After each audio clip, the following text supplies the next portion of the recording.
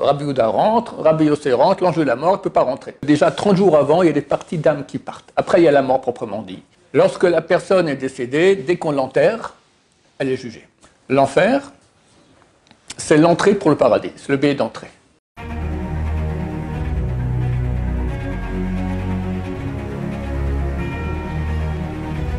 Ce jour dédié pour l'élévation de l'âme de Maurice Portouche, Ben Miriam Bezrat Hashem.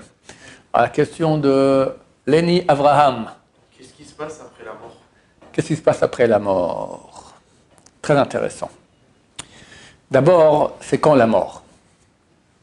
C'est pas du tout évident.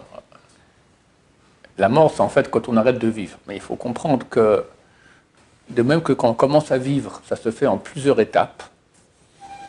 Il y a la conception, le papa qui est en relation avec la maman, le petit spermatozoïde qui va rentrer dans l'ovule et qui crée déjà un petit quelque chose. 40 jours après, il y a une partie d'âme du bébé qui va rentrer dans l'embryon. Puis il y a la naissance. Et pour les hommes, il y a la brit mila.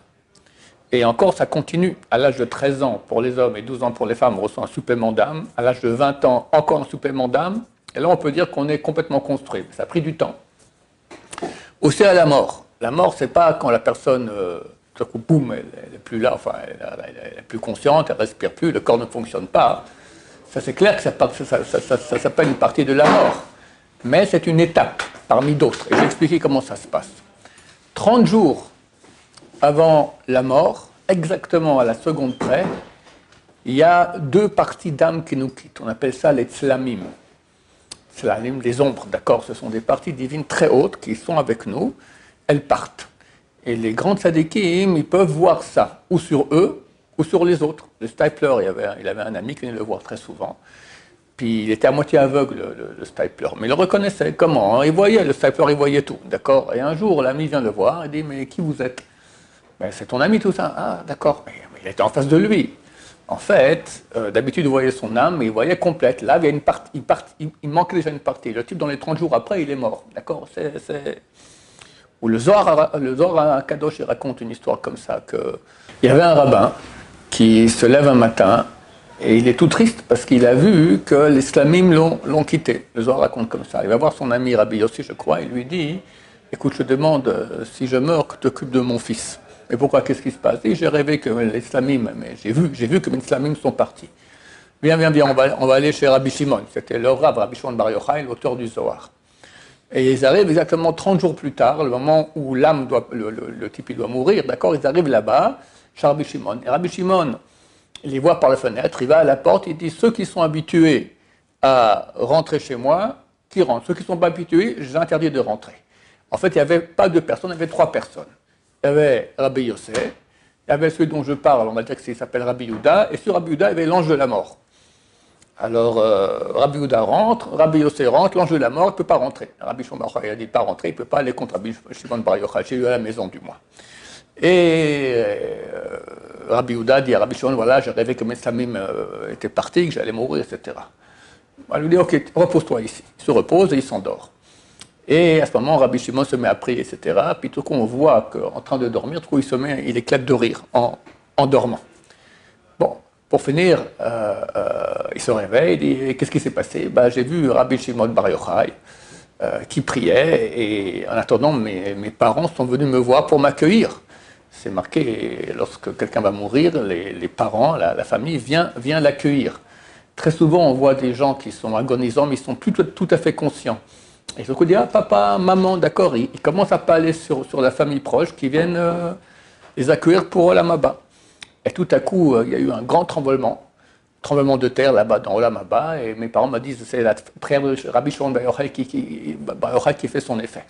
Pour venir, une voix est sortie du ciel qui a dit, on te rajoute encore la vie. Et je vois comment le Yetzer Hara qui était dehors, qui faisait les 100 pas, il disait, c'est pas possible, avec ce Rabbi Shimon Bar Yochai, on ne peut plus faire son travail tranquille, on devait prendre l'âme du type, maintenant l'heure est passée, et ça ne va pas du tout. Et pour finir, il part furieux, vu qu'on a dit qu'on rajoutait la vie au type. C'est pour ça que j'ai éclaté de rire. Et Rabbi Shimon Bar Yochai lui a dit, oui, effectivement, et quand moi je mourrai, tu mourras aussi le même jour. Et le Zohar raconte que lorsque Rabbi Shimon Bar Yochai était agonisant, il a dit, allez dire à Rabbi Yehuda qui se prépare, on part à Olam Haba, Et les deux sont enterrés l'un à côté de l'autre à la tombe de Rabbi Shimon Bar Yochai. En face des lavabos, quand on rentre là-bas, les gens ne savent pas qu'il y a une tombe là-bas, il y a un tzaddik qui est enterré, c'est celui-là qui devait mourir et qui a survécu. Donc on voit que déjà 30 jours avant, il y a des parties d'âme qui partent. Après, il y a la mort proprement dit. Mais il y a encore beaucoup de parties d'âme qui sont avec le corps du mort. Il y a une partie qui est partie, mais une partie qui est encore là. Et quand on va l'enterrer, il y a encore d'autres parties qui partent au moment de l'enterrement. Puis, il y a encore des parties qui partent après 3 jours, il y en a qui partent après 7 jours, et après 30 jours, et après 12 mois. C'est pour ça que dans les lois de deuil, c'est marqué pleure pendant 3 jours, deuil pendant 7 jours, après deuil plus léger pendant 30 jours, et pour les parents, il y a un deuil pendant 12 mois. C'est donc différentes parties d'âme qui restent. À la fin, tout part, sauf une partie d'âme qui reste sur les os, qu'on appelle cela Havla de Garma, la chaleur des os. C'est une partie d'âme, la plus basse que nous avons, qui reste sur les os, et c'est à partir d'elle qu'il y aura Triatametim. Pourquoi il y aura résurrection des morts? À quoi ça sert? Tu es parti au Lamaba, tu es bien là-bas. Parce qu'il y a justement une partie du corps qui ne peut pas monter là-haut. Elle reste avec les os, mais elle va aussi profiter de Olamaba. Alors, lorsque Mashiach viendra très prochainement, Bezrat Hashem, il y aura Triatametim, résurrection des morts. C'est quoi? C'est l'âme qui est dans le Olamaba, elle reçoit comme ça un courant de vie très très puissant d'Hachem, elle revient sur terre dans la tombe, et avec ce courant de vie, elle donne vie beaucoup plus forte au Hevla de Garma, cette âme qui est sur les os, et hop, elle peut se lever, et on vit ici, donc ça sera une période de bonheur très très grande pour cette partie d'âme qui a aussi servi Hachem, d'accord? Quand le matin, tu as de la peine à te lever, c'est cette partie d'âme qui est la plus basse, qui dit « je veux encore dormir », d'accord? Les parties basses, elles sont animales, elles veulent rester proches de la terre. Mais elle aussi, elle s'est levée pour finir, donc elle a droit du mérite, donc c'est pour ça qu'il y a Triatametim. Lorsque la personne est décédée, dès qu'on l'enterre, elle est jugée.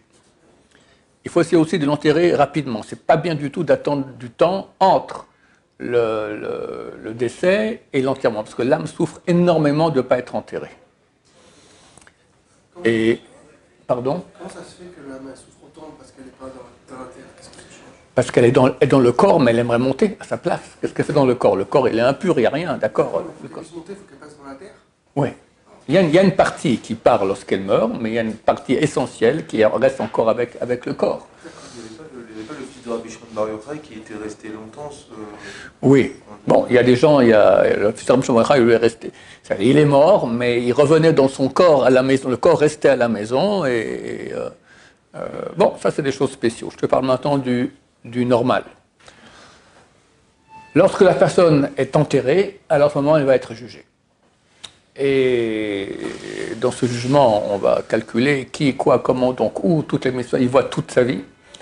Il doit rendre compte pour tous les péchés qu'il a fait, toutes les missions qu'il a fait. S'il a fait tchouva sur ses péchés, il n'a aucun péché, il va directement au paradis. Sinon, il faut réparer les péchés. Comment on répare? Il y a toutes sortes de moyens de réparer les péchés, des moins agréables, des pires ou moins pires, on va dire. Le moins pire de tout, c'est l'enfer. L'enfer, c'est l'entrée pour le paradis, c'est le billet d'entrée. Quand quelqu'un va en enfer, il sait que lorsqu'il sort de l'enfer, il rentre au paradis. Maintenant, il y a 7 niveaux d'enfer. Et dans chacun, la souffrance, elle est 60 fois plus forte que celle du dessus. Donc ça va très très vite. Mais pas tout le monde a le droit de rentrer en enfer. C'est comme un habit. Un habit qui est sale, on met dans la machine à laver. La machine à laver, c'est l'enfer. Mais un habit qui est complètement déchiré, il ne faut pas le mettre dans la machine, ça ne sert à rien, il est déchiré. Il faut le renvoyer à l'usine et il doit de nouveau être refait. D'accord? Ça, c'est le Gilgoul. Le Gilgoul, c'est revenir sur Terre. Souffrir de nouveau la naissance, les maux de dents, l'école, le bac, la parnassa, tout refaire terrible. Et des fois, on revient pour réparer un peu et on casse beaucoup plus que si on ne serait pas venu. Parce qu'ici sur Terre, tout est permis. Tu peux monter très haut, tu peux descendre très très bas. C'est mieux de ne pas revenir en Gilgoul. Maintenant, ce n'est pas forcément toute l'âme qui est morte qui revient en Gilgoul. Parce qu'on a plusieurs parties d'âme. Et il se peut qu'il y ait une partie d'âme qui va aller au paradis, une autre va aller en enfer, une autre va aller en Gilgoul. On a 5 parties d'âme, au moins. Nefesh, Ruach, Neshama, Chayechida. Chacune d'entre elles aussi divisée en 5, etc. Donc il se peut même qu'on a deux parties qui vont aller en Gilgoul chez deux personnes différentes. Je peux avoir mon effet chez l'un et mon rouar chez l'autre, d'accord? Et lui, il a une combinaison d'âmes différentes. Il reçoit le Gilgoul, le nefesh de Joe, avec le rouar de Yosef, avec le nefesh de Yaakov, etc. À part ça, il y a toutes sortes d'autres purgatoires. Il y a Kafakela. Kafakela, c'est que nous sommes poursuivis par des démons, par nos péchés, pas dans le tombeau, dans le monde, quoi. Et on peut rien faire pour échapper à ça, ça veut dire? Si la descendance, tout ce qu'on fait pour l'élévation d'une âme, de l'âme de quelqu'un, ça l'aide à sortir de tous ces purgatoires, et même si déjà au paradis, ça aide à monter dans le paradis. Donc c'est très important de faire des choses pour l'élévation de l'âme du défunt, surtout la descendance, si possible. Mais même sinon, la chose qui fait le plus d'élévation d'âme, c'est l'étude de Torah. Maintenant, le type est non religieux, ses enfants, ils n'ont absolument rien à faire. Alors, quelqu'un qui aime bien ce monsieur qui est décédé, il peut étudier pour lui ou payer quelqu'un, un avraire, qui va étudier pour lui l'élévation de son âme. C'est valable aussi. Mais c'est mieux la descendance. Mais sinon, c'est valable aussi. Donc, tout ce qu'on fait pour l'élévation de l'âme, ça va enlever le Kaddish, par exemple, qu'on dit. Le Kaddish, ça aide à monter dans l'enfer de niveau plus bas, niveau plus haut de l'enfer. Et aussi, si déjà on est rentré au paradis, à monter de niveau en niveau plus haut, toujours dans le paradis. Il y a, si quelqu'un il manque de mitzvot dans l'Amaba, des fois il arrive que quelqu'un il monte dans le paradis. Plus on monte dans le paradis, plus le carburant qui te permet de monter, ce sont les mitzvot que tu as fait, mais plus on demandera des mitzvot de qualité. Pour entrer dans le paradis, il y a plusieurs paradis. Il y a le premier paradis du bas et du haut. Du bas, tout le monde rentre là-bas. Après avoir réparé tout ce que tu as réparé, tu rentres dans le paradis. Ok. Mais après, quand tu passes dans le paradis plus haut, là, il faut des mitzvot qui sont faits avec plus de qualité. Avec plus d'amour d'Hachem, qui sont plus désintéressés, avec tous les détails, etc. Donc tu montes, au bout d'un moment, pour arriver encore plus haut, parce qu'il y a des niveaux très très hauts, et mon cher ami, ça ne va pas là. Ou bien, tu as des mitzvot, mais il te manque une certaine mitzvah. Tu n'as pas fait Shiloh Haken, tu n'as pas renvoyé la mère pigeon sur les œufs. Bon, tu n'as pas fait ce mais c'est le mitzvah de la Torah, d'accord. Alors normalement, il faut venir en Gilgoul pour la faire. Si Dieu, il a pitié de toi, il va te faire une chose qui s'appelle Ibur Neshama. Ibur Neshama signifie tomber enceinte d'une Neshama. C'est quoi? C'est une chose que j'appelle le capital garanti. C'est quoi? C'est, si tu viens sur Terre, de nouveau, il y en a qui doivent revenir sur Terre, pour une mitzvah, il doit faire Shiloh Haken. Le pauvre garçon, il est né à Paris, et là-bas, il y a les filles, et il y a tout ce qu'il y a, il y a protection des yeux. Le type, il était propre, et se salit beaucoup plus pour cette mitzvah de renvoyer la pigeonne, d'accord, il fait beaucoup de péchés très graves, ça n'est pas la peine de venir sur Terre. Alors, ce qu'Hachem peut faire quand il décide de le faire, il cherche quelqu'un maintenant qui va faire la mitzvah. Voilà, David, il va faire la mitzvah maintenant de Shiloh Haken. Et Moshe, il est au Lamaba depuis un siècle déjà, il lui manque cette mitzvah. Alors Dieu va faire en sorte que l'âme de Moshe rentre dans le corps de David. Ça qu'on dit qu'il tombe enceinte. Quelque part, il y a deux âmes, il y a la mère et le gosse. Là aussi, il y a David qui est la mère en quelque sorte, elle reçoit une âme supplémentaire, celle de Moshe, qui vient l'aider à faire la mitzvah. Attends, je finis. Qui va l'aider à faire la mitzvah. Et d'ailleurs, ils sentent comme ça, ils sentent la pêche, d'accord? Ils sentent quelque chose, qu'il y a comme ça un courant qui est venu du ciel pour faire la mitzvah. Il fait la mitzvah, et après cela, Moshe repart, il a fait la mitzvah, c'est bon, parce qu'il a aidé David à faire la mitzvah en bas. Vu qu'il l'a aidé, c'est comme s'il l'a fait. Maintenant, pourquoi on appelle ça capital garanti? Parce que si sur la route, pour aller faire la mitzvah, David il regarde de côté pour regarder une fille de façon interdite, automatiquement, l'âme qui est rentrée en lui, Moshe, quitte son corps. Donc, il ne peut pas faire de péché. Il peut faire des mitzvot, mais pas faire de péché. Et comme ça, on gagne qu'on peut faire des mitzvot sans de nouveau revenir sur terre et prendre le risque de faire des péchés. Oui, tu avais une question. Est-ce que David aussi, il aura un mérite? Ouais, les deux ensemble, bien sûr. David, il a fait la mitzvah. Les deux ensemble ont le mérite de cette mitzvah. Et c'est quoi la différence entre le Kaddish et la Tekva? Et là? La Tekva. La Tikva? Ouais. La Tikva? Ce qu'on dit sur la tombe. Qu'est-ce qu'on dit sur la tombe? Il y a une prière à faire pour c'est deux prières différentes pour la femme et pour l'homme. Il y a une chose qui s'appelle Ashkava peut-être. Ah oui, désolé, je pense. Ashkava. Ashkava, c'est une prière pour l'élévation de l'âme du défunt. Et c'est quoi la différence entre ça et le Kaddish? Alors le Kaddish, c'est un grand louange qu'on fait à Hachem. Qui, lorsqu'on fait le Kaddish pour un défunt, c'est le Kaddish qu'il y a avant le Alun Shabeach, dans la prière de Shachrit Mincha Avit, avant le Shabeach, on dit un Kaddish pour le Kaddish Yatom, le Kaddish des orphelins.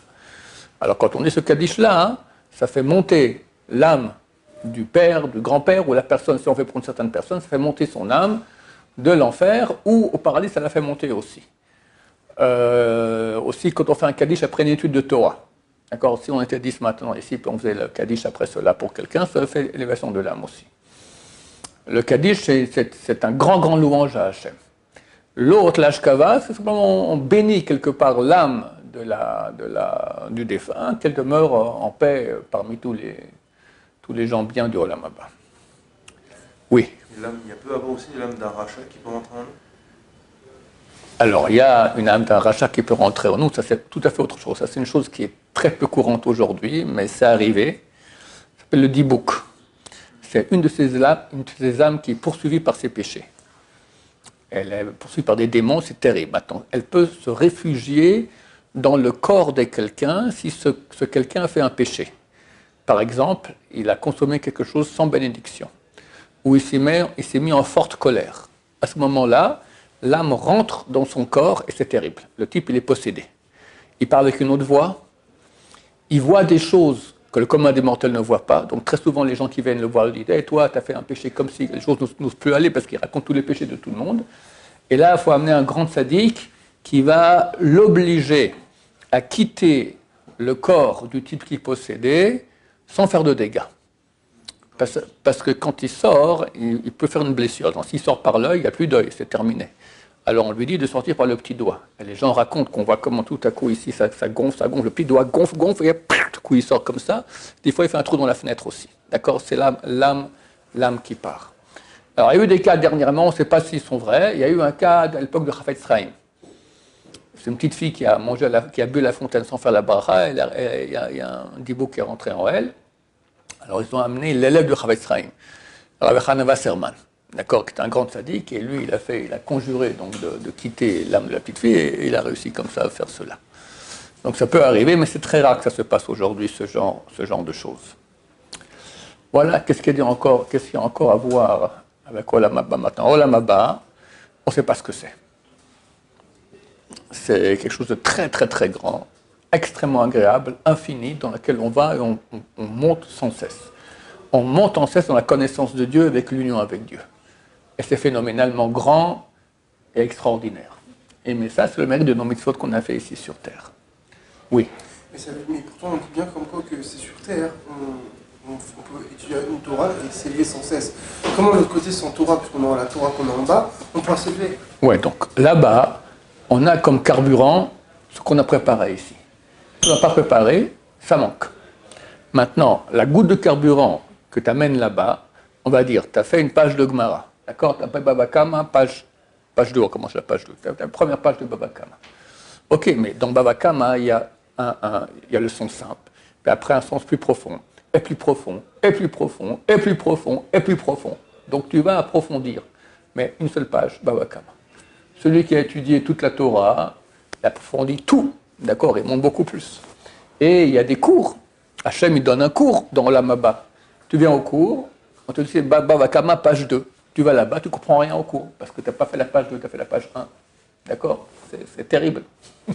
C'est terrible. Et tu as aussi des yeshivot dans Olam Haba. Tu as la yeshiva de Rabbi Shimon Bar Yochai, de Rabbeinu Hari, de Rachid, etc. Tu as toutes sortes. Donc tu vas étudier avec les... Il y avait une histoire une fois, je ne sais plus comment ça s'est passé exactement. Quelqu'un, il étudiait toujours très très bien, chaque semaine, il étudiait le commentaire de Rachid sur la paracha. Il était copain, il étudiait avec un ami. Et un jour, il a eu un accident de voiture, je crois, terrible, et il est mort. Et bien, il est venu en rêve.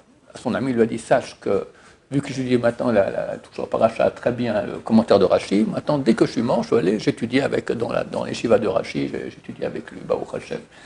Donc c'est clair qu'il y a un rapport entre ce que tu fais ici et ce qu'il y aura là-bas. Oui, tu avais une question? Est-ce qu'on peut faire confiance à des vidéos qu'on voit sur des gens qui sont Mort clinique. partis, ouais, des morts cliniques. Je pense que oui. partis, Je pense que oui. Je pense que oui. La question se pose. Les morts cliniques, quand non-juifs, ils voient la croix, ils voient des choses comme ça. Ça veut dire que c'est vrai. Alors, il faut savoir qu'ils ont vécu dans le mensonge et on leur fait voir dans les premiers mondes dans lesquels ils vont du mensonge. Après, quand ils vont vraiment mourir, aller et la plus revenir, ils vont voir la vraie vérité. D'accord?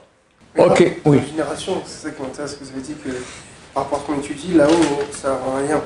Mais alors du coup, ce qu'on fait ici-bas, c'est que si on ne peut pas tout faire, comment on fait? On fait, écoute, personne n'est sur Terre, c'est très rare ce qu'on fait tout. D'habitude, tu reviens, c'est pas ton premier passage ici sur Terre, tu en as fait d'autres. Donc d'habitude, Dieu fait en sorte que ce que tu as déjà étudié, tu ne vas pas le réétudier, tu vas rajouter ce qui manquait. Ah, magnifique. Voilà, Bezrat Hashem. Comment je chasse, Raph? C'est quoi ce qu'il a bien fait? Comment je chasse? D'abord, il faut apprendre comment apprendre de chasse. Une fois qu'on sait déjà comment apprendre, on va commencer à étudier plus, Bezrat Hashem. Oui. On a quoi comme mérite d'être à la yeshiva? Le plus grand mérite au monde, c'est d'être à la yeshiva. Parce que, même si on n'est pas à un niveau de faux, même... regarde, c'est écrit que celui qui fait peu ou celui qui fait beaucoup, l'essentiel qu'il fasse Shem Shamaim, qu'il fasse de façon désintéressée. Maintenant, tu vas dans les yeshivas, on va dire Ponovitch ou Hebron, c'est les plus grandes yeshivot, les plus difficiles et pour les meilleurs élèves du monde. D'accord? Tu vas là-bas. Et tu viens ici à Yeshot Yosef, Léni. Attends, toi tu étudies. Pourquoi tu étudies? Ce que tu étudies, c'est 100% Hashem Shamaim, par amour de Dieu, par amour de la vérité. Tu ne penses pas que tu vas être un des grands Talmidei Chacham de la génération, du moins pas maintenant. Tu ne fais pas ça pour avoir plus d'argent, pour avoir un meilleur shidour, etc. Tu fais ça par amour de la Torah. Dans ces yeshivot-là, c'est très rare que tu aies un élève qui étudie aussi bien que toi. Pourquoi? Parce que eux, quand ils étudient, il veut devenir un grand Talmidei Chacham. Peut-être que demain, il aura l'appelé, il va être rabbin d'une grande communauté. Et il fait ça aussi parce qu'il sait bien que s'il étudie maintenant, Dieu va l'aider plus dans la vie à avoir une meilleure parnassa, une meilleure femme, un meilleur parti. Tu comprends des choses que tu ne penses pas du tout. Donc ta Torah à toi, elle vaut beaucoup plus que la leur. Tu entends bien ce que je dis? Bien que toi, ce que tu fais, c'est rien. Tu annonces quelques mots comme ça, alors qu'eux, ils font ça en 3 secondes. Mais Dieu ne regarde pas la qualité d'étude au niveau de la connaissance, il regarde la qualité d'étude au niveau du Shem Shamaim, l'amour de Dieu qu'il y a là-dedans. Et ça, c'est énorme. Les balais de Chouva, ceux-là, ils sont beaucoup plus hauts que ceux qui ont toujours étudié toute leur vie. Parce que c'est très dur pour eux, de ces gens-là, d'étudier 100% Shem Shamaim. C'est très, très difficile. Quelqu'un qui débute, il ne peut pas dire « je vais devenir un des grands de la génération ». Ça ne marche pas comme ça. Donc leur étude, elle est très, très précieuse aux yeux de Dieu. Et vu qu'on sait que l'étude de Torah, c'est la chose la plus importante de toute la Torah, donc c'est la meilleure chose à faire. Oui. Rav, point 8, c'est quoi? C'est le niveau vis-à-vis de quoi? Ils sont rapides dans la compréhension de texte? Rapide et profond. Et profond, c'est-à-dire quoi? Ils vont se détailler, ils vont monter sur du texte, sur chaque lettre, chaque mot? Non, ils vont étudier les textes des grands achronim et les étudier très profondément. Les achronim sont les rabbins des derniers siècles. Rabbi Akiva Eiger, d'accord, c'est des choses très profondes, très, très poussées. Et avec le Rosh Yeshiva là-bas, c'est quelqu'un des grands de la Torah, d'accord, donc il donne des cours et tu vas très, très profond. Très, très profond. Mais bien sûr, pas tout le monde peut entrer là-bas. Il faut bien étudier et avoir un esprit très, très rapide, perspicace, profond. Oui. Pourtant, on voit bien que souvent, Nachman de Bresley disait que n'importe qui peut devenir comme lui à travers la prière et l'étude de la Torah.